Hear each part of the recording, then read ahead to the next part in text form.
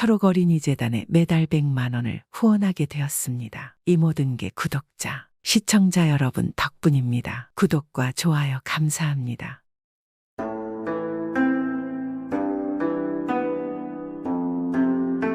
옛날 옛적에 어느 마을에는 최부자라는 큰 부자가 있었습니다. 이 최부자는 인근 고을에서는 적수가 없을 만큼 돈도 땅도 많았습니다. 그리고 이 최부자의 집에는 돌쇠라는 머슴이 한 명 살고 있었습니다. 돌쇠는 원체 집안이 가난하게 태어났기에 먹고 살기가 힘들었고, 그리하여 어쩔 수 없이 마을 제일의 부자인 최부자의 집에 머슴으로 들어가게 되었습니다. 돌쇠는 인정도 많고 아주 성실한 사내였습니다. 비록 아무것도 가진 게 없지만 힘없는 노인이나 부모 없는 아이들을 보면 그냥 지나치지 않았습니다. 그러니 가진 것도 없지만 더 형편이 나아지기는 힘들었습니다. 그렇게 돌쇠는 10수년을 머슴으로 살아갔습니다. 그는 나이가 30이 다 되도록 혼인을 하지 못하였고 그저 혼자 몸으로 외롭게 살고 있었습니다. 한편 최 부자 집은 날이 갈수록 재산이 늘어나게 되었고 인근 고을뿐 아니라 사실상 나라에서 5손가락 안에 드는 최고 가는 부자가 되었습니다. 이 최부자는 돈을 버는 족족 땅을 늘려갔는데 최부자가 소유한 땅이 어찌나 넓었던지 그 근방에 온 들판이 모두 이 최부자 집 땅이었으며 그의 땅을 밟지 않고는 마을을 다닐 수가 없었습니다. 그 땅에서는 수많은 곡식이 나왔습니다. 그래서 최부자는 곡식을 넣고 보관하기 위해 많은 괴짝이 필요하였고 괴짝이 얼마나 많이 필요한지 따로 괴짝을 만드는 목공소까지도 마련해 놓을 정도였습니다. 그리고 또한 최 부자는 자신의 부를 오래오래 누리기 위해서 건강 관리에도 힘썼습니다. 그래서 몸에 좋다는 약과 음식만 먹었고 집안은 온통 보약과 진귀한 음식이 많았습니다. 이렇게 마을의 모든 것이 온통 최 부자와 관련된 것이었으니 그가 얼마나 부자였는가는 굳이 확인해 볼 필요도 없는 노릇이었습니다. 머슴으로 일하는 돌쇠 또한 가끔 이 최부자 집 자녀들이 서당터에서 글을 읽을라치면 글 읽는 소리를 넋을 놓고 듣곤 하였습니다. 최부자는 돌쇠가 넋을 놓을 때마다 이놈아 일 안 하냐 하고 혼쭐을 냈습니다. 외롭게 머슴살이를 이어가던 돌쇠는 어느 날 마을 장터에 이 최부자의 심부름을 갔습니다. 돌쇠가 심부름을 마치고 돈주머니를 들고 길을 걷는데 그만 한 여인과 부딪혀서 돈주머니를 바닥에 떨어뜨리고 말았습니다. 아유, 이런 내 돈주머니 어디로 간 거야? 어머 죄송해요. 제가 다른 곳을 보고 걷다가 그만. 여인은 황급히 돈주머니에서 떨어진 엽전들을 주워서 돌쇠에게 주었습니다. 돌쇠도 허겁지겁 엽전을 줍다 보니 두 사람의 손이 한 엽전을 줍다가 그만 서로 맞잡게 되었습니다. 아이고 미안하오. 내가 정신없이 줍다 보니 보지 못했네요. 여인은 얼굴이 벌개져서는 어쩔 줄을 몰라 하였습니다. 그런 여인의 모습을 본 돌쇠는 한눈에 여인에게 반해버리고 말았습니다. 여인은 황급히 사과를 하고 갈 길을 갔습니다. 돌쇠는 여인의 뒷모습을 하염없이 바라보았습니다. 잠시 후 돌쇠의 친구인 칠보기가 넋을 놓고 있는 돌쇠에게 다가와 물었습니다. 야 돌쇠야, 너 설마 저 여인에게 한눈에 반한 것이냐? 돌쇠는 순간 마음속에 말이 나왔습니다. 칠보가 그런가 봐. 얼굴이 잊혀지지가 않네. 그리고 아직도 가슴이 가라앉질 않네. 저 처녀는 저기 큰 소나무 아랫집 사는 꽃분이라고 하는 처녀인데 아직 혼인을 하지 않았지. 이참에 자네가 열심히 노력해서 장가를 한번 가보라고. 칠복은 그렇게 말하고는 희죽대며 갈 길을 갔습니다. 소나무집의 딸이라 어떻게 저렇게 예쁠 수가 있지? 그런데 저 집은 잘 살기로 소문나 있는데 내가 장가갈 수 있을까? 이름이 꽃분이라 이름도 참 이쁘구나. 돌쇠는 꽃분이의 이름을 한참 되뇌었습니다. 그 뒤로 돌쇠는 꽃분이란 처녀를 그리며 살아갔습니다. 이따금 마을 장터에 갈 일이 있으면 혹시나 꽃분이와 마주치지 않을까 기대하였고 꽃분이란 여인이 사는 큰 소나무 근처를 괜히 배회하곤 하였습니다. 하지만 좀처럼 당당하게 나설 수가 없었습니다. 자신의 처지를 누구보다 잘 알고 있었기 때문입니다. 아유, 남의 집 머슴살이나 하는 주제에 어찌 다른 집 귀한 딸을 넘봐? 아유, 어찌한단 말인가 어찌해? 내가 지금 나이도 많고 모아둔 돈도 없는데 이렇게 연모만 해야 하는 겐가? 돌쇠는 자신의 처지를 탓하며 그저 꽃분이를 그리워만 하였습니다. 그러면서도 돌쇠는 늘 잠자리에 들기 전에 생각했습니다. 내가 이 최부잣집의 많은 땅 중에 일부분만이라도 가지고 있다면 머슴살이 그만하고 꽃분이 처자에게 청혼하고 혼인해서 오순도순 살 수 있을 텐데 언젠가는 꼭 내 땅이 생길 것이야. 그렇게 매번 돌쇠는 꽃분이와의 행복한 혼인 생활을 꿈꾸며 잠을 청했습니다. 돌쇠는 그러다 보니 잠에 잘 들지 못했고 더군다나 부쩍 최부자의 심부름이 많아져서 몹시 피곤하였습니다. 그러니 종종 낮에 마당을 쓸다가 잠시 마루에 앉으면 졸기가 일쑤였습니다. 그런데 그러던 어느 해 여름, 돌쇠가 마당을 쓸다가 날이 너무 더워서 잠시 그늘에 쉬고 있었습니다. 그런데 너무 피곤한 나머지 깜빡 잠이 들고 말았습니다. 그런데 돌쇠는 이상한 꿈을 꾸었습니다. 꿈속에 한 여인이 그의 앞에 나타나더니 그에게 말했습니다. 이보시오. 제가 한 가지 부탁할 일이 있습니다. 만약 제 부탁을 들어주신다면 당신의 소원이 어떠한 것이라도 들어드리겠습니다. 응, 정말입니까? 아이, 그런데 뉘시오. 처음 보는 안악인데. 돌쇠의 물음에 여인이 말했습니다. 저는 사람이 아니고 가까운 용진로에 사는 청룡입니다. 제 남편인 황룡과 오랫동안 잘 살고 있었지요. 그런데 요즘 들어 제 남편은 황룡이 갑자기 저를 멀리하고 다른 강에 있는 곳에 사는 청룡에게 빠져서 정신이 없습니다. 그래서 청하옵건대 들어주십시오. 내일 새벽 이 마을 뒷산에서 황룡과 청룡이 놀고 있을 것입니다. 만약 기회를 보아 청룡을 처치해 주시면 당신이 원하는 것을 모두 들어드리겠습니다. 여인의 말에 돌쇠는 몹시 놀라 하였습니다. 그런 그에게 여인은 검과 재봉지를 앞에 내려놓고 가면서 실수 없이 잘 부탁드리겠습니다. 그리고 이것은 청룡을 처치하는 데 도움이 될 것입니다. 하고 가버렸습니다. 이보쇼 색시, 잠깐만 기다리시오. 어떻게 내가 청룡을 처치할 수 있는지 알려주지 않았소? 돌쇠는 떠나는 여인을 불러보았으나 여인은 순식간에 사라졌고 돌쇠는 놀라서 잠에서 깨어 일어났습니다. 그런데 놀랍게도 그의 바로 발밑에는 검과 재봉지가 놓여져 있었습니다. 이럴 수가, 용이 정말 내 꿈에 찾아온 것인가? 꿈이 진짜인 거야? 어찌 세상에 이런 일이 있지? 돌쇠는 너무나 신기했습니다. 아직도 자신이 꿈속인지 현실인지 분간이 가지 않았습니다.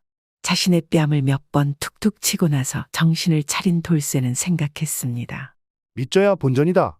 내가 용의 소원을 들어주면 용도 내 소원을 들어준다 했겠다.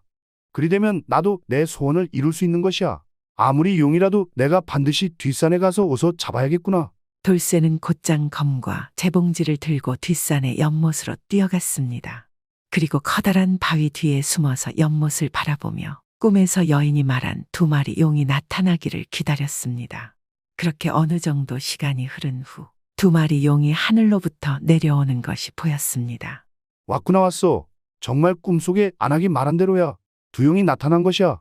돌쇠는 그 광경을 숨죽이며 지켜보았습니다. 그런데 한 가지 문제가 생겼습니다. 가만히 있자. 그런데 둘 중에 어떤 용을 죽여야 하는 것이었지? 전혀 기억이 나질 않는구나. 분명 나한테 말해주었는데. 돌쇠는 꿈속에서 여인이 어떤 용을 죽이라고 했는데 2마리 중 어느 용인지 기억이 나질 않았습니다.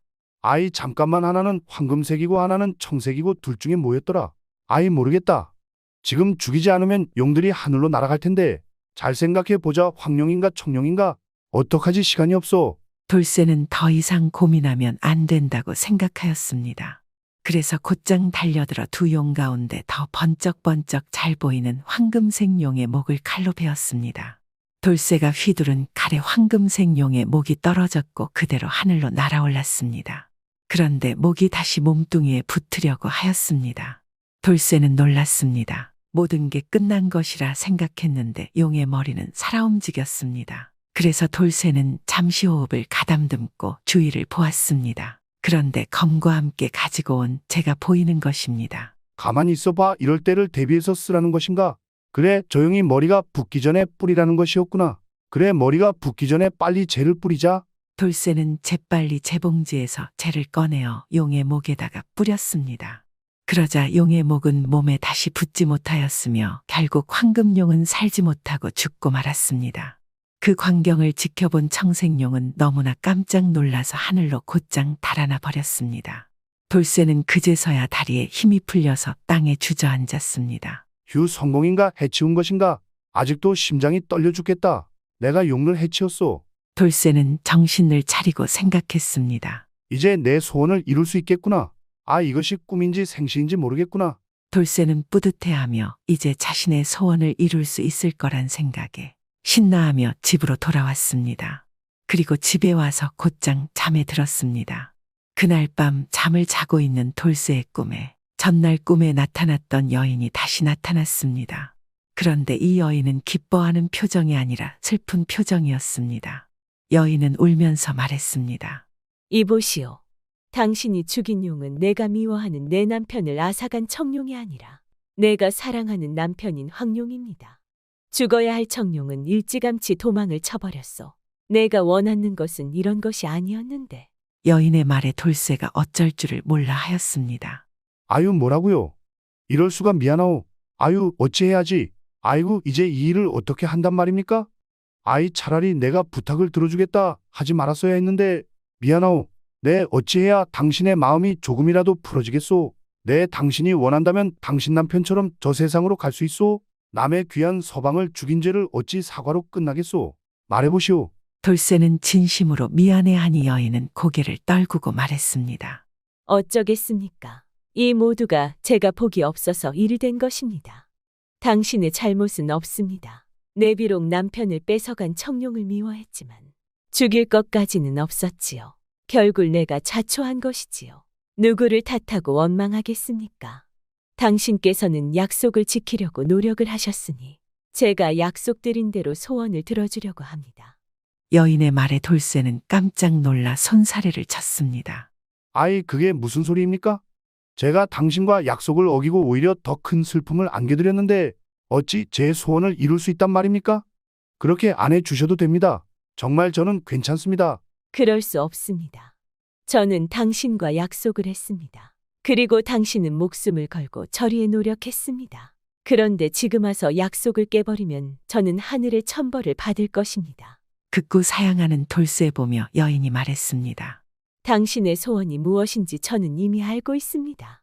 당신은 최부자처럼 땅을 가지고 싶으신 것이지요. 그것도 많은 땅 말이에요. 제가 방법을 알려드릴 터이니 제가 말씀드린 대로 하시지요. 그리고는 여인은 이어 말했습니다. 종이에 당신의 이름을 쓰고 그 종이를 껍질을 벗긴 3대에 달아 깃대를 여러 개 만드십시오. 그리고 얼마 지나지 않아 큰 홍수가 있을 것입니다. 그때 뒷산에 올라가서 큰 물을 먼저 피하십시오. 비는 하루도 쉬지 않고 일주일 동안 내릴 것입니다. 하늘은 미친 듯이 비를 쏟아낼 것입니다. 마치 이 세상이 끝날 것처럼 말이에요. 그리고 날씨가 개이고 언제 그랬냐는 듯이 햇살이 비출 것입니다. 홍수가 그치면 지금 있는 들판들은 모두 물에 휩쓸려 모래밭이 될 것입니다. 그리고 다른 곳에 새 들판이 생길 것인데 당신이 만든 깃대를 들판 주위에 꽂아 놓으면 주인 없는 들판 모두가 당신의 땅이 될 것입니다. 당신은 그 많은 땅의 새로운 주인이 될 것입니다. 여인은 그렇게 말하고는 온데간데 없이 사라져버렸습니다. 돌쇠는 순간 잠에서 깨어났고 고개를 갸우뚱하였습니다. 이럴 수가 이게 무슨 그나저나 홍수가 있을 거라고 에이 설마 그 많은 땅들이 물에 잠길 일이 있겠는가? 돌쇠는 설마 하였습니다. 하지만 용여인의 말이 머릿속을 떠나질 않았습니다.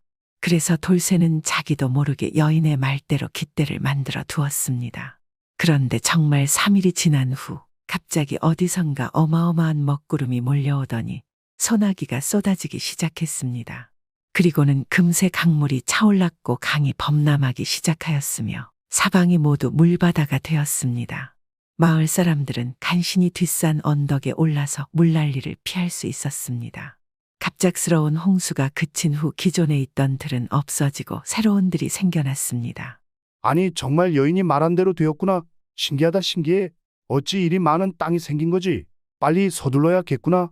지금 가서 깃발을 꽂히면 저게 다 내 땅이 된다. 사람들은 아직 무서워서 움직이지 못하고 있을 것이야. 돌쇠는 여인이 얘기해서 만들어 두었던 깃대들을 들판 주위에 모두 세웠습니다. 새로운 들판이 생겨난 셈이니 주인이 없던 땅에 돌쇠가 깃발을 먼저 꽂았고 그렇게 하여 깃발을 꼽은 모든 들판들이 돌쇠의 땅이 되었습니다. 돌쇠는 생각했습니다. 야, 하늘이 나에게 이런 기회를 주는구나. 꿈속에 용이 나타나면서 내 인생을 한 번에 바뀌었구나. 이제는 꽃분이에게 청혼할 수 있을 것이야. 이 정도 땅이라면 어떤 부자도 마다하지 못할 것이야. 순식간에 땅 부자가 되어버린 돌쇠는 자신감 있게 꽃분이를 찾아가 청혼을 하였으니 곧 꽃분이와 혼인을 할 수 있게 되었습니다. 두 사람은 혼인하고 아들, 딸 잘 낳아서 오래오래 행복하게 잘 살았다고 합니다. 그리고 돌쇠는 많은 재물들을 벌었고 그것들을 어려운 이웃들에게 흔쾌히 썼습니다. 그 이후로 사람들은 꿈속에 용이 나타나면 인생이 바뀌는 길몽이라고 하기 시작했습니다.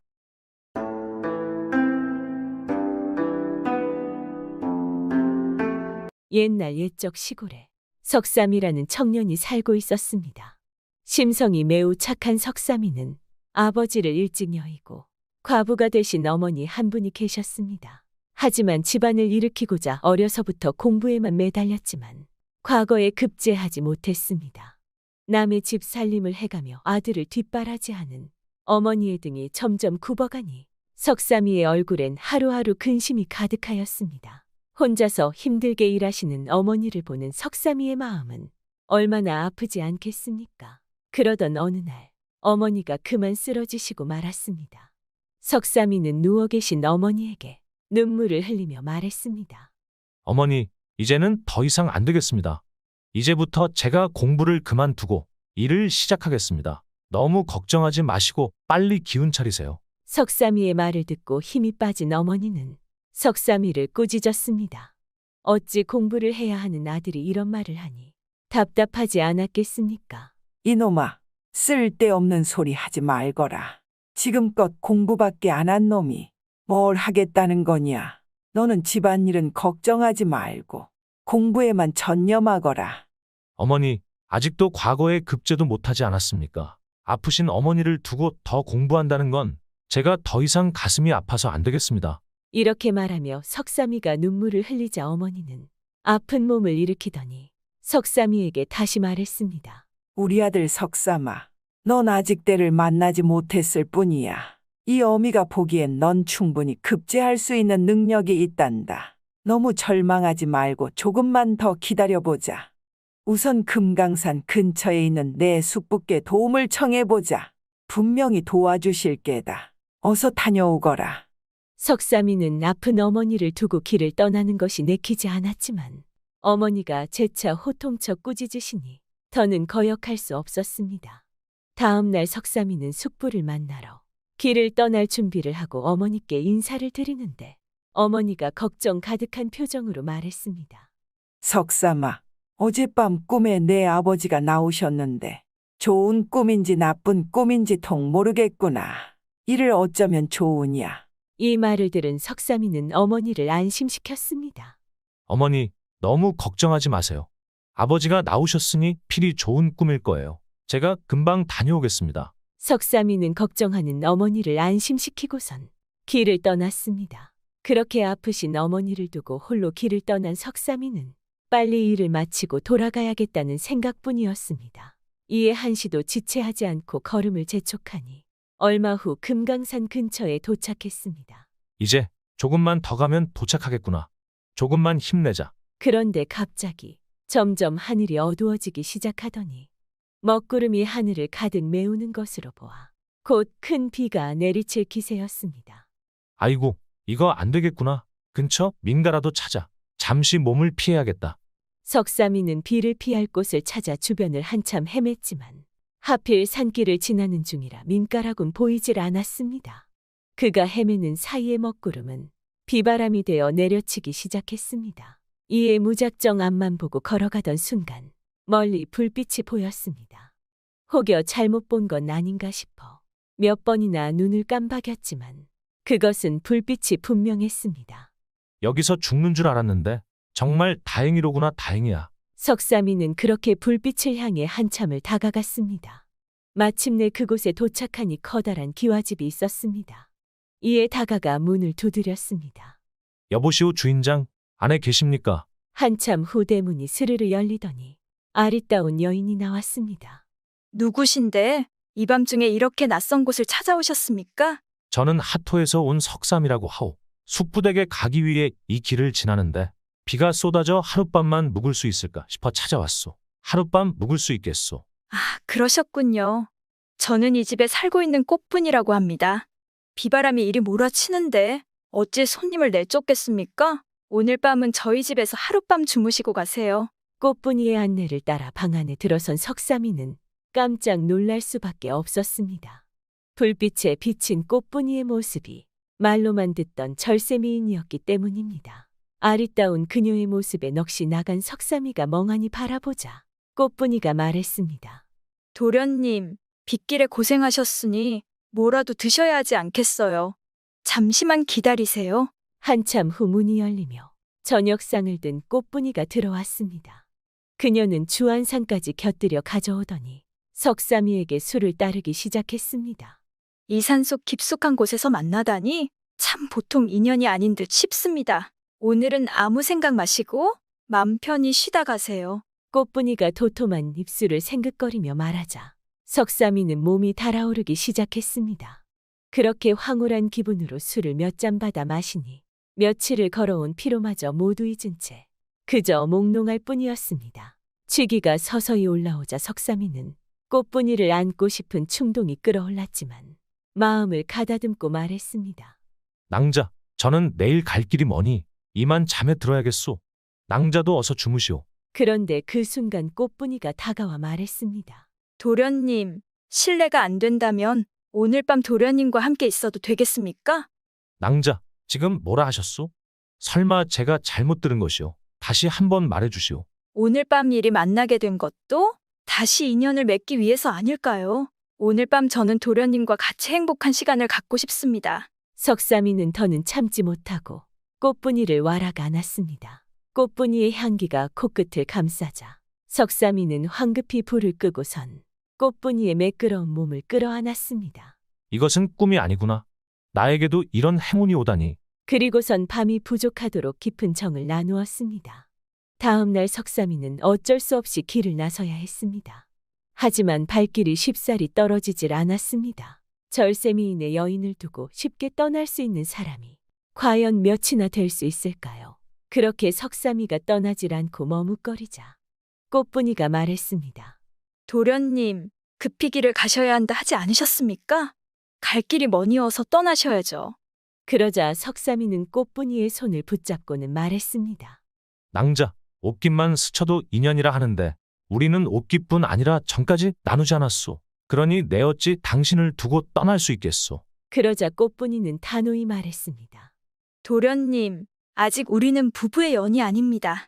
하셔야 할 일이 있으시니 어서 떠나세요. 그런 꽃분이의 단호한 태도에 석삼이는 서운한 듯 말했습니다.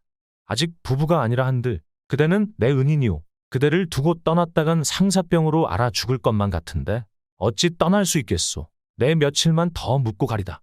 그러자 꽃분이가 한참을 고민하더니 더 묵고 가고 싶으시거든? 약조를 들어주셔야만 합니다. 들어주시겠습니까? 내 뭐든 들어줄 테니 어서 말해보시오. 제가 낮 시간 동안 집에서 할 일이 있으니 해가 지기 전까지는 집으로 들어오셔서는 안 됩니다. 그러니 그동안 도련님은 암자에 가셔서 글 공부를 하고 계세요. 일이 끝나면 제가 모시러 갈 터이니 그전에는 절대로 집으로 오셔선 안 됩니다. 약조하시겠습니까? 그리 어려운 일도 아닌데 지키지 못할 이유가 있겠소. 내 꼭 약속을 지키겠소. 나를 믿으시오. 이렇게 호언장담을 하고선 공부를 하러 암자에 앉아 책을 편 석삼이는 한숨을 내쉬며 꽃분이에게 약속을 지키겠다 그리 자신 있게 말했지만 해가 왜 이리 긴 것인지 아무리 공부를 해도 시간은 흐르지 않는 듯 했습니다. 한참 글을 읽다가도 어젯밤 일이 생각나니 도저히 집중이 되질 않았습니다. 이에 바람이나 쐬고자 암자를 걷고 있는데 문득 꽃분이의 말이 의심되기 시작했습니다. 어찌하여 나를 이리 보낸 것일까? 내가 알면 안 되는 비밀이라도 있는 게 아닌가? 그녀를 보고 싶은 마음뿐 아니라 괜한 의심까지 더하니 그는 더 이상 참을 수가 없었습니다. 이에 자리를 박차고 일어나서는 꽃분이의 집으로 향했습니다. 한참을 걸어 꽃분이의 집에 도착했지만 어찌된 일인지 집이 보이질 않았습니다. 혹여 잘못 온 건 아닐까 싶어 왔던 길을 몇 번이고 돌아다녔지만 꽃분이의 집은 온데간데 없었습니다. 이게 무슨 일인가? 내가 귀신에 홀린 것인가? 석삼이가 의아해하는 순간 어디선가 거대한 구렁이가 달려오더니 그의 몸을 순식간에 감싸 안았습니다. 갑자기 자기 온몸을 둘러싼 구렁이의 힘에 칠복이는 벗어나고자 안간힘을 썼지만 도무지 빠져나올 수가 없었습니다. 구렁이는 붉은 혓바닥을 날름거리며 석삼이를 더 세게 감싸 안았고 그는 점점 숨이 막혀왔습니다. 머리에 피가 몰려 시야가 흐려지던 그때 거대한 다른 구렁이가 석삼이를 향해 달려들었습니다. 난 이제 정말 죽었구나. 석삼이가 체념하고 눈을 꼭 감는 순간 갑자기 그를 감싸고 있던 힘이 풀렸습니다.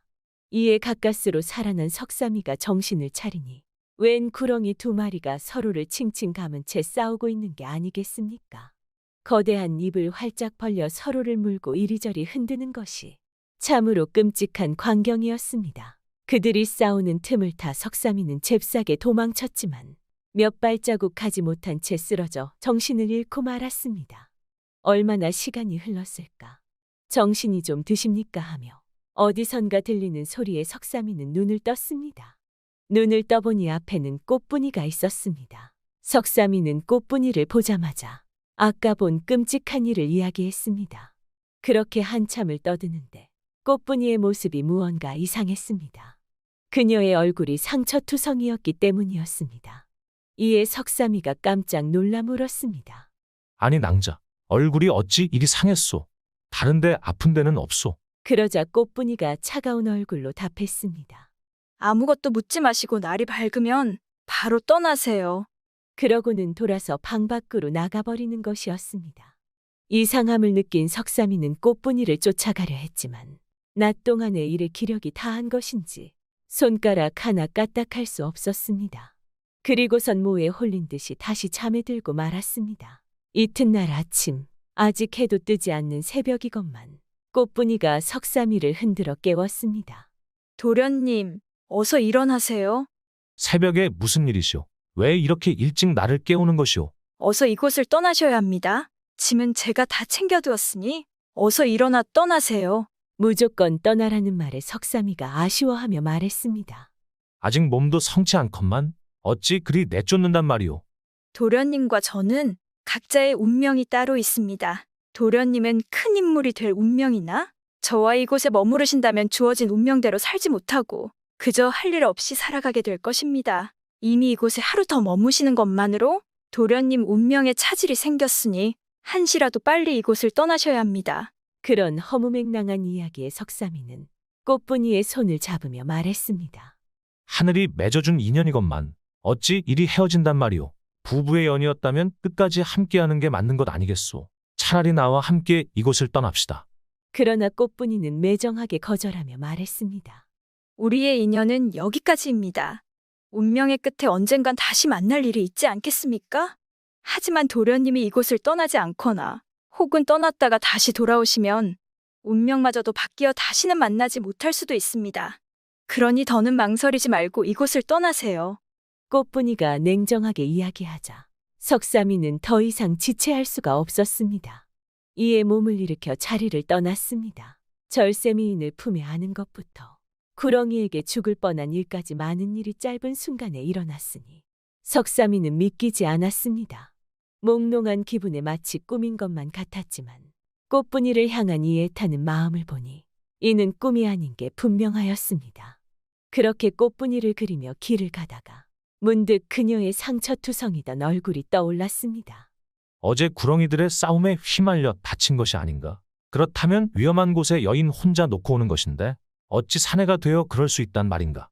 그러한 걱정에 석삼이는 꽃분이의 당부를 모두 잊은 채 다시 그녀에게로 향했습니다. 꽃분이의 집 근처에 다다랐을 무렵 갑자기 산을 울리는 호통 소리가 들려왔습니다. 석삼이 내 이놈, 왜 돌아오지 말랬더니 다시 돌아오는 것이냐? 이 한심한 놈. 어찌나 소리가 큰지 호통 소리에 나무마저 벌벌 떨 정도였습니다. 이에 석삼이는 자리에서 기절할 뻔하였습니다. 그는 놀란 가슴을 부여잡고 간신히 대답했습니다. 누구시오? 누구신데 나를 이렇게 큰 소리로 부르는 것이오? 나는 이 산의 산신령이다. 그대로 떠나라 했건만 어찌 다시 돌아온 게냐? 산신령님, 이 산에는 거대한 구렁이가 살고 있는데 그것들이 제가 사랑하는 여인을 공격할까 걱정되어 돌아왔습니다. 그리 오래 공부를 했건만 헛똑똑이로구나. 여인이 바로 구렁인 것을 어찌 모르는 게냐. 자신과 사랑을 나누었던 꽃분이가 구렁이라니 석삼이는 믿기지 않았습니다. 그것이 무슨 말씀이십니까? 자세히 말씀 좀 해주십시오. 그렇게 산신령에게 따지려는 순간 석삼이는 그동안 의아했던 점들이 하나둘 떠올랐습니다.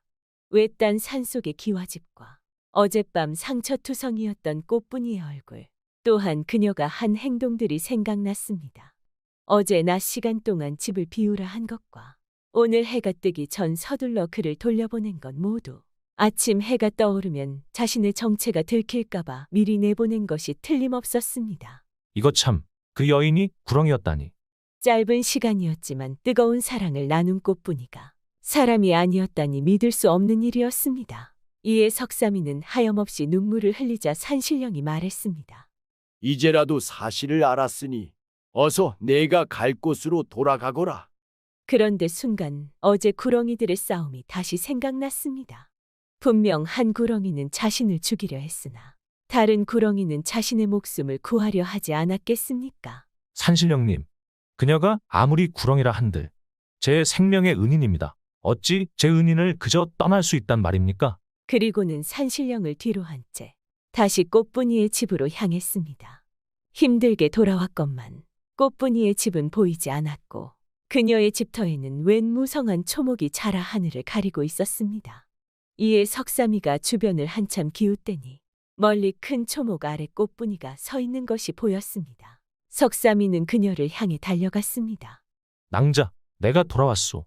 난 당신을 도저히 잊지 못하겠소. 그러자 꽃분이가 고개를 돌려 석삼이를 쳐다보는데 그녀의 모습이 무언가 달랐습니다.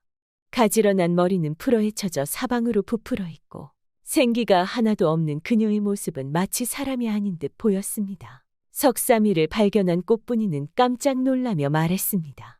도련님, 제가 돌아오지 말라고 하지 않았습니까? 꽃분이는 석삼이를 향해 귀가 찢어질 듯 소리를 지르더니 눈물을 흘리기 시작했습니다. 도련님, 저는 500년 묵은 구렁이입니다.